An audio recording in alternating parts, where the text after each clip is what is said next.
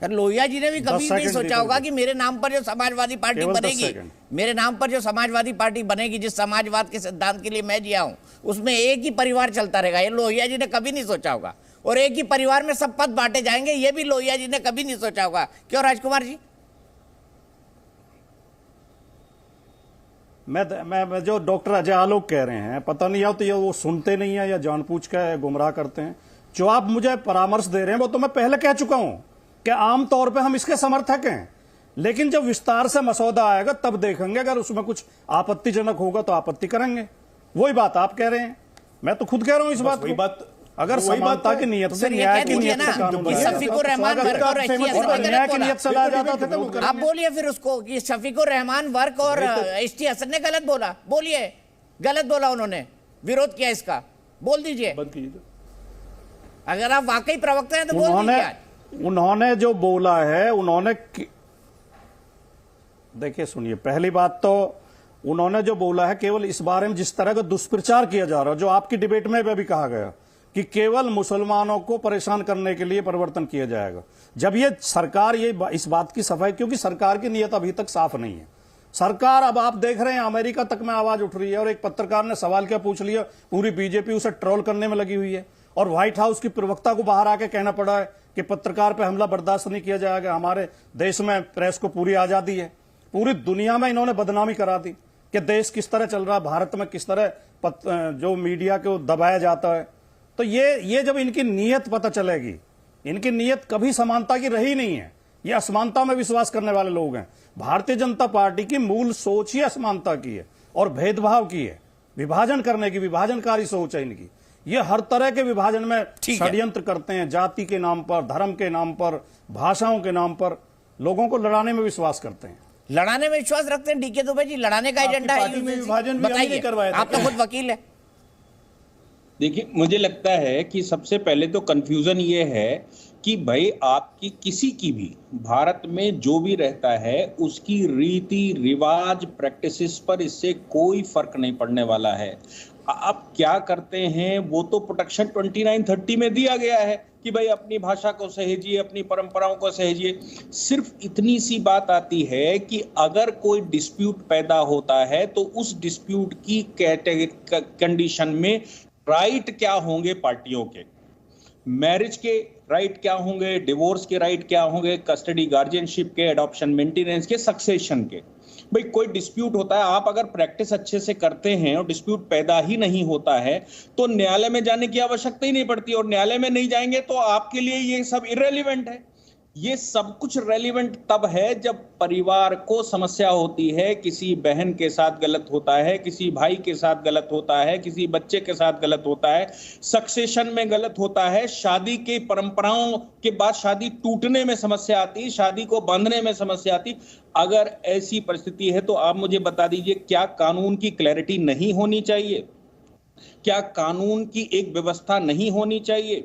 अगर आप कहते हैं कि कानून की व्यवस्था हमको नहीं चाहिए, और इसलिए नहीं चाहिए क्योंकि ये मुसलमानों को ज्यादा इफेक्ट करती है, क्योंकि उनके यहां असमानता बाकी मेन स्ट्रीम से ज्यादा है, तो फिर आप उसको मुसलमान पर लेकर चले गए। जो भाटी जी कह रहे थे कि ये विभाजन की नीति है, मुझे लगता है कि वो केवल एक मुस्लिम पक्ष भारत में देख पा रहे हैं। वो क्यों नहीं देख पा रहे हैं कि मुस्लिम पक्ष केवल 15% है, बाकी का 85% दूसरा वर्ग भी है, और 85% के लिए भी यूनिफॉर्म सिविल कोड आ रहा है। सबको एक समान अधिकार और कर्तव्य। अब जब तक वो ये कहते हैं कि वनवासियों के मामले में, आदिवासियों के मामले में, या अनुसूचित जाति के मामले में, नॉर्थ ईस्ट के मामले में, गोवा के मामले, अरे भैया डिफरेंस हैं, इसीलिए तो उन डिफरेंसेस को दूर करने की बात करी जा रही है। जो प्रैक्टिसेस मेन स्ट्रीम की प्रैक्टिस होनी चाहिए, वो मेन स्ट्रीम की प्रैक्टिस में अगर कोई भी नहीं है, वो कौन सा संप्रदाय का है, वो कौन से धर्म का है, वो कौन सी जाति का है, वो कौन से जेंडर का है,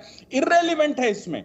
आप यही तो कहने की कोशिश की जा रही है कि भैया यहां पर जाति पंथ संप्रदाय इररेलेवेंट होगा, सबके साथ एक से अधिकार होंगे, सबके लिए एक सा कानून होगा, सबके लिए एक सी रेमेडी होगी, और सब एक ही तरह से ट्रीट होंगे। आप क्यों कहते हैं कि हम उस तरह से ट्रीट होना ही नहीं चाहते? आप क्यों अपने आप को देश की मेन स्ट्रीम से डिस्टिंक्ट मानते हैं? आप क्यों ये कहते हैं कि नहीं साहब हम सब कुछ अलग हैं, हम वो है ही नहीं जो बाकी देश चाहता है? तो ये मानते ही क्यों है, मुझे समझ नहीं आता। आप ये कहिए कि कॉन्स्टिट्यूशन में जो प्रावधान दे रखे हैं उस समय जो लेजिस्लेटर्स ने सोचा था, संविधान निर्माताओं ने सोचा था, उसके लिए हम भी तत्पर तैयार हैं। भारत अक्षुण्ण हो, भारत एक सी परंपराएं, एक सी व्यवस्था, या मैं कहूं कि एक से कानून कम से कम हो, परंपराएं व्यवस्थाएं आप जैसी करना चाहते हैं वैसे कर लीजिए, तो किसको क्या समस्या है? लेकिन जब आपको ये लगता है कि नहीं साहब इसमें सबसे ज्यादा इर्रेगुलरिटी हमारे पास है या किसी पर्टिकुलर समुदाय के पास है और वो वोट बैंक है, तो आपको लगता है कि मेरा वोट बैंक कहीं उनके समानताओं की वजह से खसक न जाए, इसलिए इस तरह की बातें करना शुरू करते हैं। अदरवाइज मुझे नहीं लगता। आपको ये लगता है कि नहीं साहब इस मामले में ये कुछ गलत हो सकता है, तो लॉ कमीशन ने रिकमेंडेशन मांगी है, आप भी पार्टिसिपेट करिए। किसने मना किया है? उन्होंने तो सारी संस्थाओं को भी नोटिस किया है, और ज्यादातर मुस्लिम ऑर्गेनाइजेशन है, हिंदू ऑर्गेनाइजेशन है, क्रिश्चियन ऑर्गेनाइजेशन, पारसी ऑर्गेनाइजेशन, सबको नोटिस करके भेजा है और कहा है कि भाई ये आप हमें सुझाव दीजिए कि कैसे बनाएं, क्या करें कि सब इक्वलिटी हो जाए।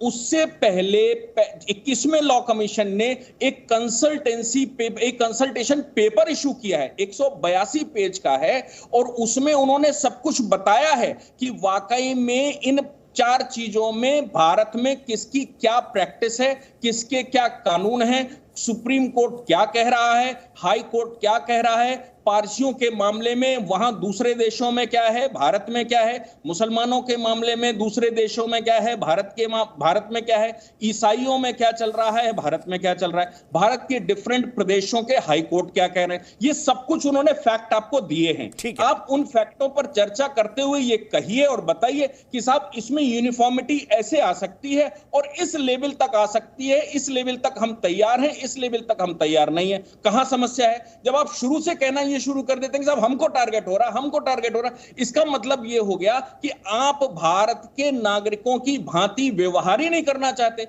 आप भारत की मेन स्ट्रीम की भांति चलना ही नहीं चाहते। आपके दिमाग में तो सिर्फ एक बात बैठी हुई कि we are something different and must be treated as a different. तो फिर भाई बता दीजिए कि भारत के संविधान की यूनिफॉर्मिटी का मतलब क्या रहा, इक्वलिटी बिफोर लॉ का मतलब क्या रहा? संविधान भरा पड़ा है इक्वलिटी को लेकर। उन विषयों पर कोई बात करें, उन विषयों का कोई सलूशन निकालें, तो मुझे लगता है कि हम सब 2 कदम आगे बढ़ेंगे। अदरवाइज हम पिछले 75 साल से जिन झंझटों में फंसे हुए हैं उन झंझटों में आगे भी फंसे रहेंगे। तो आप बताइए भारत को अक्षुण्ण कैसे करेंगे? जो गलतियां पिछली सरकारें कर गई वो आगे क्या कंटिन्यू रहेंगी? ठीक बात है। क्यों नहीं ऐसा करते कि हम आगे फॉरवर्ड होकर आते हैं और कहते हैं बीजेपी जो ड्राफ्ट बनाएगी उससे पहले हम ड्राफ्ट बनाकर देते हैं, साहब ये ड्राफ्ट होना चाहिए और ऐसी यूनिफॉर्मिटी आनी चाहिए। आप लोग आइए, सब लोग हाथ मिलाते हैं और बीजेपी को भी बताइए या सरकार को बताइए कि आप भी इसमें आकर पार्टिसिपेट करिए। क्यों आप कहते नहीं हम उसमें पार्टिसिपेट ही नहीं करेंगे? आप करेंगे तो हम बताएंगे, आप लाएंगे तब हम लगाएंगे, लेकिन अभी तो आप हमको टारगेट कर रहे हैं। ये कोई, मुझे नहीं लगता कि ये मुद्दे की बात है और मुझे ये भी नहीं लगता कि इसमें कोई सार भी निकलने वाला है। लेकिन